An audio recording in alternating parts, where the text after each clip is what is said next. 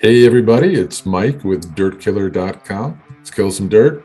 And today I just want to show you a quick before and after of an aggregate driveway that I cleaned this weekend using just an 1122, a Kranzle 1122 TS with the Variojet nozzle, of course, to apply the chemical. The chemical I used was Big Green Bruce with a little bit of SH at about 2%. Sprayed it on with the Variojet. Let it dwell for a bit, and then went to work with the Kranzle Turbo Nozzle. Let's take a look and see how it looks. Okay, so as we can see right here, the before and after, this side to the left did not have any chemical or pressure added to it, and really just didn't really clean it. Knocked some dirt off the top, but didn't clean it. Then with the Kranzle and the Turbo Nozzle, we used Big Green Bruce and a little bit of SH, sodium hypochlorite, bleach at like 2-3%.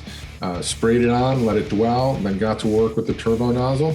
And boy, that did a pretty good job. Let's zoom in on that concrete a little bit and get a just better close-up. Look at that. That's a distinctly cleaner, brighter aggregate concrete than when we started. So as we were saying, the 1122 Kranzle is a solid commercial machine, but it is electric.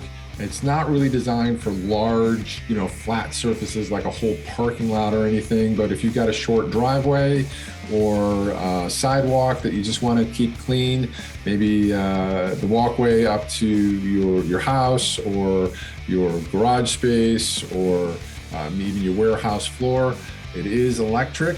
It's 110 volt, it's very quiet and very popular, especially in the auto detailing and the DIY homeowner environment. So again, we used Big Green Bruce with a little bit of SH and the Turbo Nozzle.